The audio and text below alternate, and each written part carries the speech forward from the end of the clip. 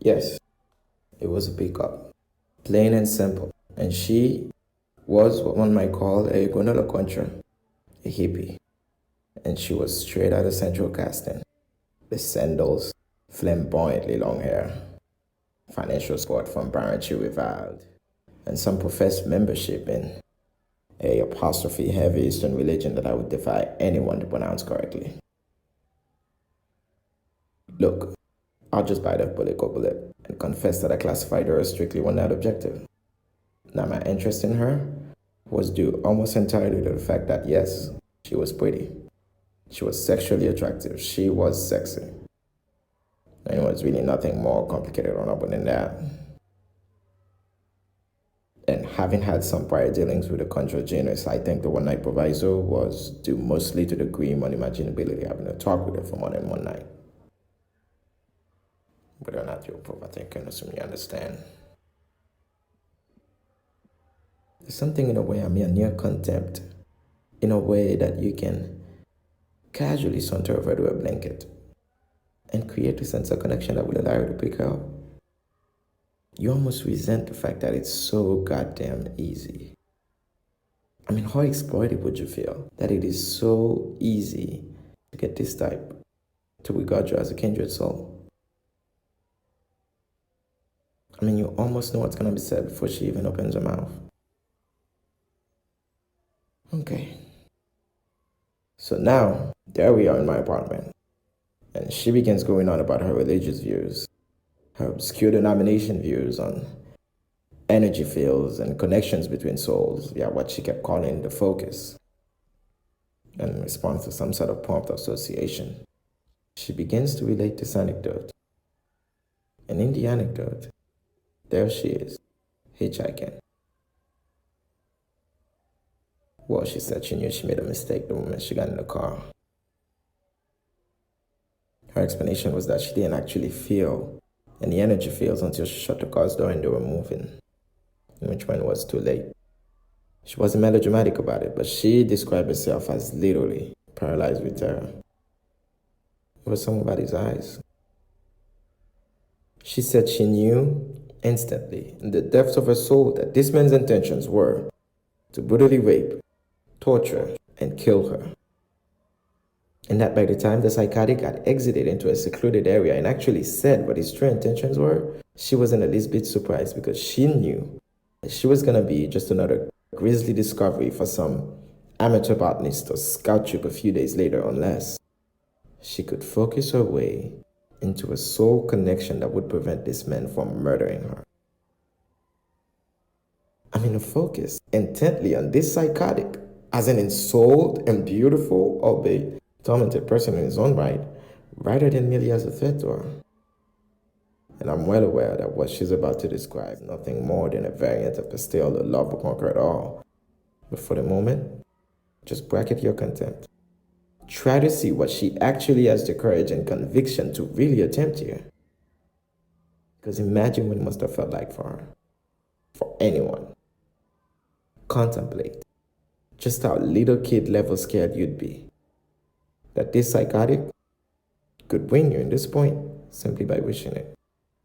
And now here she is in the car, and she's realizing that she's in for the biggest struggle of her spiritual life. She stares directly into the psychopath's right eye and wills herself to keep her gaze on him directly at all times. The effects of her focus.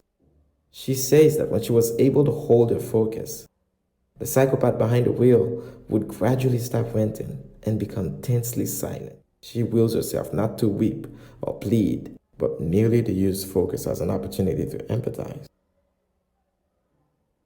This was my first turn to sadness listening to the anecdote, because I found myself admiring certain qualities in her story. They are the same qualities I've been contemptuous of when I first picked her up in the park. And then he asked her to get out of the car and lie prone on the ground. She doesn't hesitate or beg. She was experiencing a whole new depth of focus. She said she could hear the tick of the cooling car, bees, birds. Imagine the temptation to despair and the sound of carefree birds only yards from where you lay breathing in the weeds. And in this silent state, she said she could feel the psychotic realizing the truth of the situation at the same time that she did. When he came over to her and turned her over, he was crying. And she claimed it took no effort of will to hold him as he wept, as he raped her.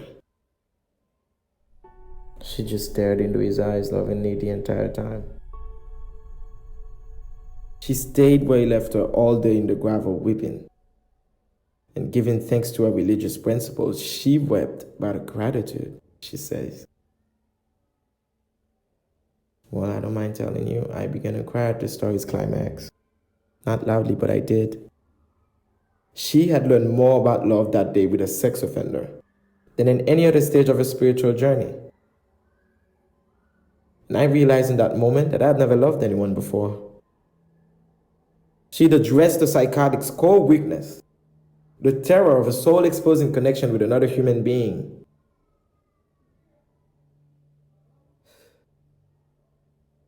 Nor is any of this all that different than a man sizing up an attractive girl at a concert and pushing all the right buttons to induce her to come home with him, and lighting her cigarettes and engaging in an hour of post-coital chit-chat, seemingly very content and close. But what he really wants to do is give her a special disconnected telephone number and never contact her again.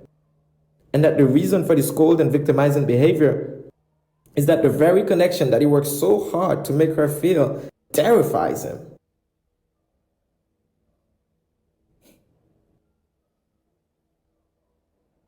You see how open I'm being with you here?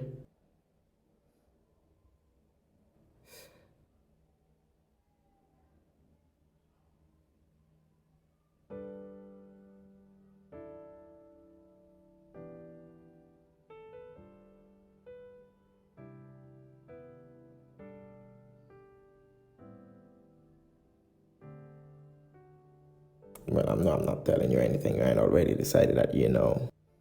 I can see you forming judgments. That chilly smile. You're not the only one who can read people, you know. And you know what? It's because of her influence that I'm more sad for you than pissed off. Because the impact of this story was profound, and I'm not even going to begin to describe it to you. Can you imagine how any of this felt? To look at a sandals across the room on the floor and remember what I thought of him only hours before. And I'd say her name and she'd say what? And I'd say her name again. Well, I'm not embarrassed. I don't care how this sounds to you now. I mean, can you see I could not just let her go after this? I grabbed under her skirt and I begged her not to leave. And I watched her gently close the door and walked off barefoot down the hall. And never seen her again. But it didn't matter that she was fluffy or not terribly bright. Nothing else mattered. She had all my attention. I had fallen in love with her. I believed that she could save me.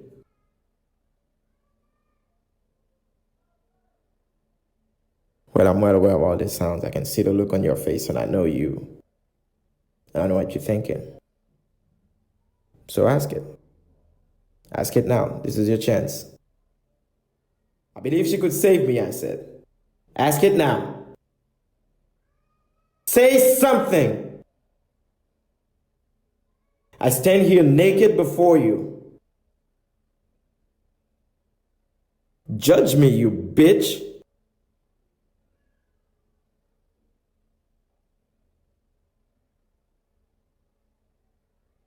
You happy now? You're worn out? Be happy because I don't care. I knew she could and I knew I loved. End of story.